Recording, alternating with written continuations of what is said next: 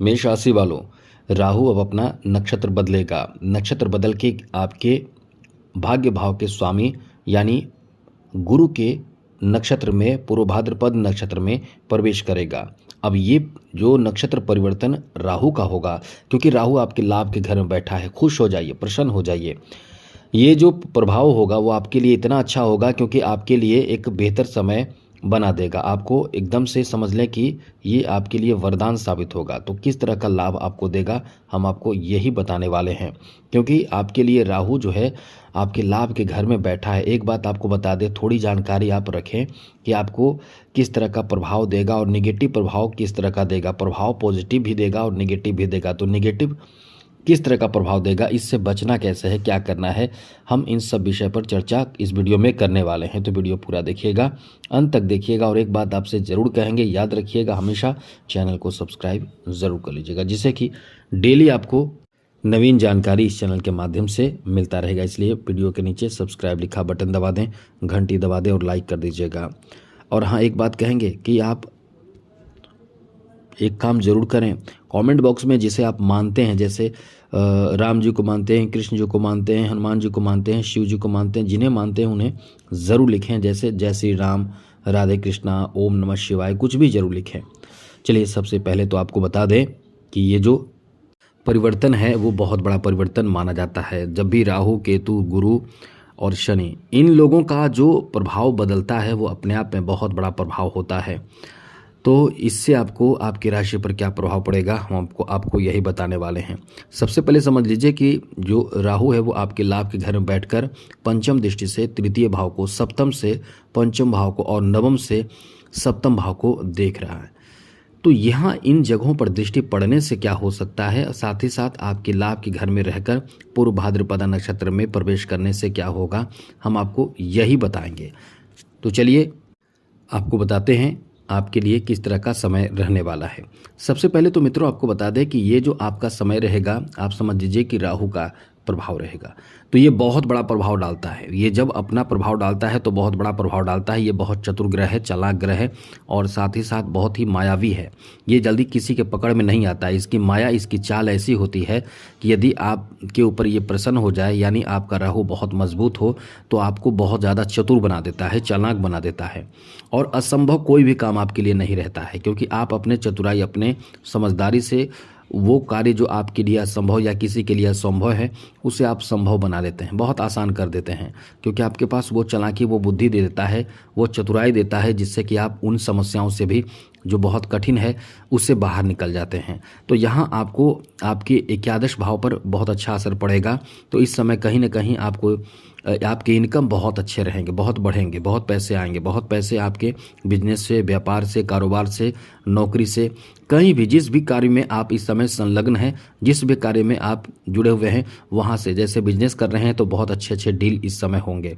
और साथ ही गुरु के नक्षत्र में जाने के कारण बहुत ज़्यादा बुद्धि आपके पास, समझदारी, चालाकी सब होगा, क्योंकि खुद राहु भी चालाक है और गुरु जो है वो शिक्षा देता है, शिक्षित करता है। तो आप चालाकी के साथ साथ बहुत ही अपने ज्ञान और अनुभव का सही प्रयोग करते हुए सफलता को प्राप्त करेंगे। इसलिए इस समय आपके लिए एक बहुत अनुकूल स्थिति बन रहा है, जहां खूब पैसे आएंगे, खूब सारे सही जगह पे दिमाग आपका काम करेंगे, जिससे आपके सफलता, एकदम पूर्ण रूप से सफलता ही सफलता आपको प्राप्त होगा।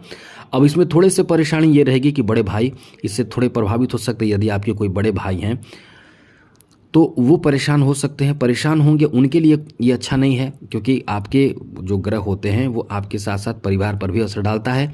तो ये आपके भाइयों, बड़े भाई के लिए ठीक नहीं है। बड़े भाई और 2-3 हैं तो उनके लिए ठीक नहीं है, उनके लिए थोड़े से कष्टमय समय रह सकता है। बाकी आपके लिए एकदम अच्छा समय रहेगा। और कभी कभी होते क्या है कि भाई भी जलन करते हैं, ईर्ष्या करते हैं, तो ऐसे में ऐसी स्थिति भी हो सकती है। आगे बात करें तो मित्रों, इस समय आपको नया यदि कोई कारोबार कर रहे हैं तो नया आपको प्रोजेक्ट मिल सकता है, काम मिल सकता है। काम धंधे इस समय बहुत अच्छे चलने वाले हैं। एक चीज़ याद रखिएगा कि शनि की 7.5 भी चल रही है, तो इस समय सतर्कता बरतने की एकदम ज़रूरत होगी। आपको सतर्कता क्या बरतनी होगी वो समझना यह है कि आप जितना हो सके शनि की साढ़े साथी से बचे रहने की कोशिश करें। इसमें कुछ गलतियां आप करते हैं वो ना करें तो सब अच्छा रहेगा। कोई बहुत बड़ी परेशानी की बात नहीं है। वो जो गलती आप कर सकते हैं या करते हैं, जो लोग नॉर्मल गलती करते हैं, क्योंकि साढ़े साथी का चीज़ क्या है कि साढ़े साथी में इंसान अब मतलब कुछ बुरा नहीं होता है, वो इंसान गलत डिसीजन लेता है। वही डिसीजन उसको बहुत ज़बरदस्त नुकसान करता है। कोई बाहर से आके कोई उसे परेशान नहीं करता है। जैसे आपने कहीं इन्वेस्टमेंट के लिए सोचा, सारे पैसे लगा दिए, सारे पैसे गए, अब आप रोड पे आ जाते हैं, ये गलत डिसीजन होता है। और भी कई तरह की परेशानी होती है। तो पहला चरण शनि की साढ़े साथी का चल रहा है। अब इसमें थोड़ी सी जानकारी हम आपको ऐड करके बता रहे हैं, माफ़ कीजिएगा, ऐड कर रहे हैं। अगर यदि वीडियो अच्छी लगे तो चैनल सब्सक्राइब ज़रूर कीजिएगा। तो जो डिसीजन आप लेते हैं वो डिसीजन बहुत मायने रखता है। तो ये डिसीजन क्या आप जानबूझ के गलत लेते हैं या अनजाने में गलत लेते हैं? अनजाने में गलत लेते हैं। इसलिए हम आपको यही कहेंगे कि आपके ऊपर जो शनि की साढ़े साथी है उससे भी बचे रहने की कोशिश आपको करना चाहिए। इसके लिए एक काम आपको ज़रूर करना चाहिए, वो नोट कर लीजिए क्या करना चाहिए। यदि आपके ऊपर इस तरह का प्रभाव हो, शनि के साढ़े साथी चल रहा हो, तो आप अपने पैसे अपने पास ना रखें, अपने पैसे किसी और के नाम में रखें। जैसे आपके जो परिवार का कोई सदस्य अपना हो उसके नाम में रखें। और खर्च, जो आपके पास पैसे होंगे वो खर्च तो होंगे ही, क्योंकि आपकी नज़र होगी, क्योंकि आप पर शनि की साढ़े साथी का प्रभाव है, तो इससे पैसे बचे रहेंगे। चलिए, ये तो हमने आपको बताया। अब आपको बताते हैं कि राहु का प्रभाव किस तरह का आपके ऊपर रहने वाला है। तो ये जो प्रभाव रहने वाला है पंचम भाव पर, तृतीय भाव पर, सप्तम भाव पर रहने वाला है। और यहाँ लाभ की बहुत अच्छी स्थिति बन रही है। तो कहीं ना कहीं मोटे तौर पर आपको लाभ होगा। जैसे कोई बड़ा आपको प्रॉपर्टी मिल जाए, कोई बहुत बड़े जो काम आपका रुका हुआ है वो बन जाए, ऐसी स्थिति इस समय बन रहे हैं, जो आपको एकदम से कह सकते हैं कि आपके लिए एकदम से वरदान साबित होने वाला है।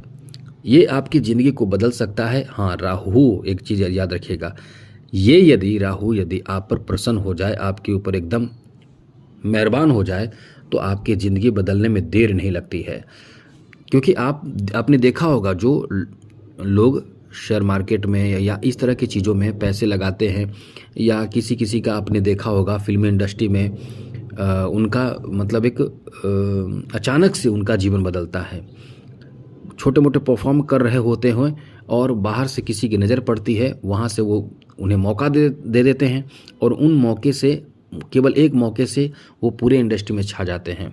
कभी कभी खेल में आपने देखा होगा, कभी आपने देखा होगा, आजकल आपने सोशल मीडिया पर कितने लोगों को देखा होगा कि वो बड़े बड़े शहरों में अब हैं। पहले वो बहुत ज़्यादा गरीबी में जी रहे थे, लेकिन वो अब ऐसे आलीशान जीवन जी रहे हैं कि जिसकी परिकल्पना वो कभी कर ही नहीं सकते हैं कि इतने बेहतर लोगों के साथ वो जी सकते हैं। तो यही होता है, ये इन्हीं का प्रभाव है, राहु का प्रभाव है। तो आपको